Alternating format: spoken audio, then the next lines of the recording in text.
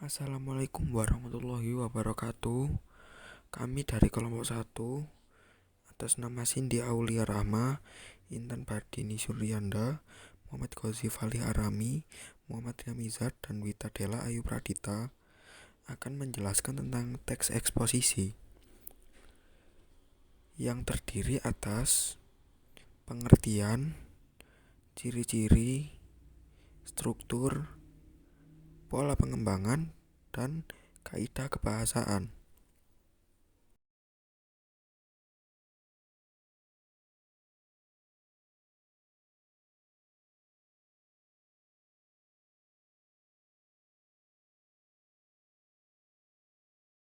Teks eksposisi. Teks eksposisi adalah teks yang memaparkan atau menjelaskan suatu informasi. Menurut KBBI, teks eksposisi adalah uraian atau paparan yang bertujuan menjabarkan maksud dan tujuan, misalkan suatu karangan. Sedangkan menurut Wikipedia, teks eksposisi adalah jenis paragraf yang dimana isinya bertujuan untuk memberikan pengertian dengan gaya penulisan yang padat, singkat, dan jelas. Kesimpulannya, teks eksposisi adalah sebuah paragraf atau keterangan yang di dalamnya terkandung informasi-informasi dan pengetahuan yang ditulis dengan tujuan untuk memberikan atau menjelaskan pengertian dengan penulisannya yang singkat, akurat, dan padat. Oke teman-teman, jadi selanjutnya kita akan membahas tentang ciri-ciri dari teks eksposisi. Nah, di sini terdapat 5 macam ciri-ciri. Yang pertama, berisi fakta. Yang kedua, bersifat non-fiksi. Yang ketiga, bahasanya baku. Yang keempat, lugas dan jelas. Dan yang terakhir, tidak memihak. Jadi, ciri-ciri teks eksposisi adalah fakta, non-fiksi, baku, lugas dan jelas, dan tidak memihak.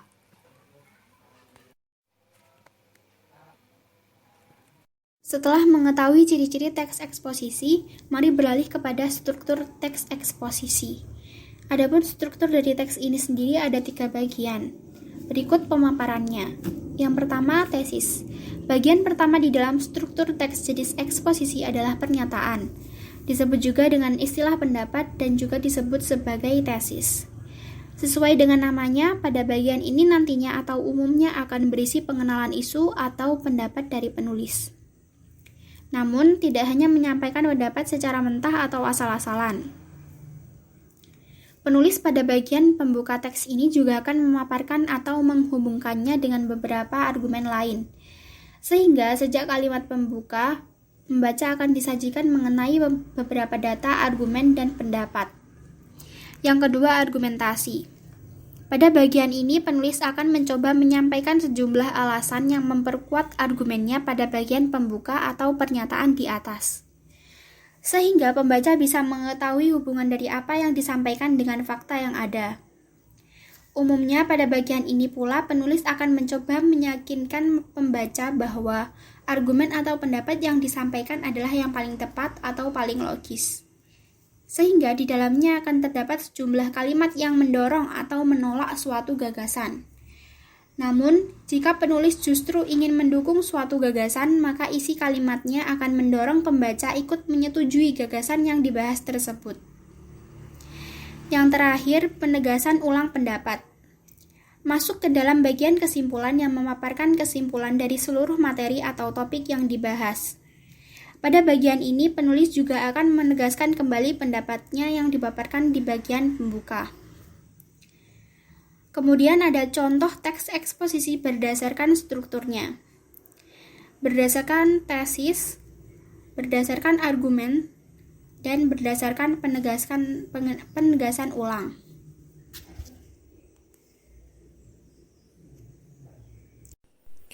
Selanjutnya, kita akan masuk kepada bab pola pengembangan yang terdiri atas eksposisi definisi, eksposisi proses, eksposisi klasifikasi, eksposisi ilustrasi, eksposisi perbandingan, dan eksposisi laporan.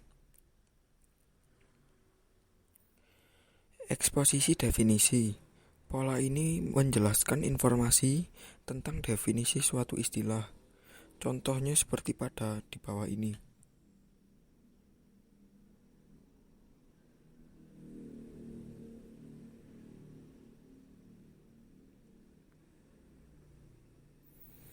Selanjutnya adalah eksposisi proses. Pola ini menjelaskan suatu proses yang berhubungan dengan terjadinya sesuatu atau yang berhubungan dengan cara melakukan sesuatu. Contohnya seperti di bawah ini.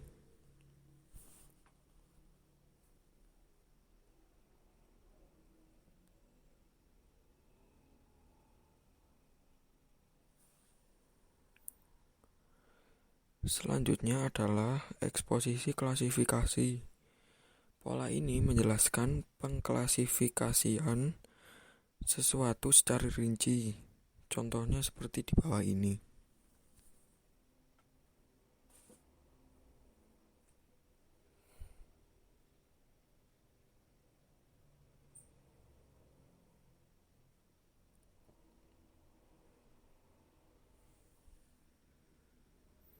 Selanjutnya adalah eksposisi ilustrasi. Pola ini menjelaskan informasi dengan ilustrasi atau contoh agar informasinya mudah dipahami. Contohnya seperti di bawah ini.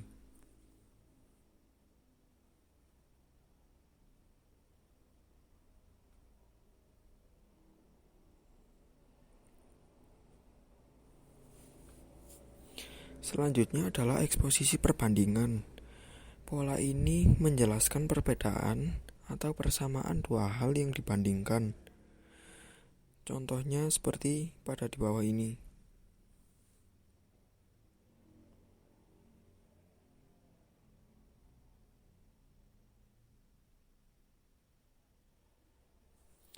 Dan yang terakhir adalah eksposisi laporan. Pola ini menjelaskan kronologi peristiwa yang terjadi dengan runtut dan rinci. Contohnya seperti di bawah ini.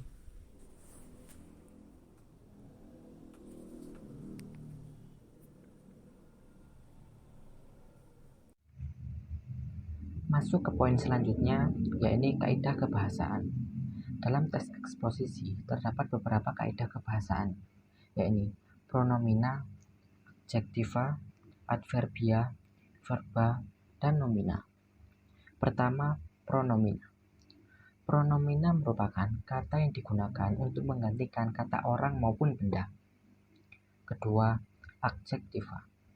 Adjektiva menerangkan kata benda dan bisa melekat pada kata sangat atau pada kata sekali. Yang ketiga, adverbia. Adverbia memberikan keterangan tambahan pada verba atau kata kerja dan adjektiva. Keempat, verba. Verba berfungsi untuk menjelaskan suatu proses atau perbuatan. Terakhir, nomina. Nomina merupakan suatu kata yang merujuk pada nama seseorang, nama tempat, atau segala sesuatu yang dibendakan. Sahabat Ali bin Abi Thalib pernah berkata, "Tidak ada kekayaan seperti pengetahuan, dan tidak ada kemiskinan seperti ketidaktahuan." Terima kasih dan mohon maaf jika ada salah-salah kata dari kami. Kami akhiri. Wassalamualaikum warahmatullahi wabarakatuh.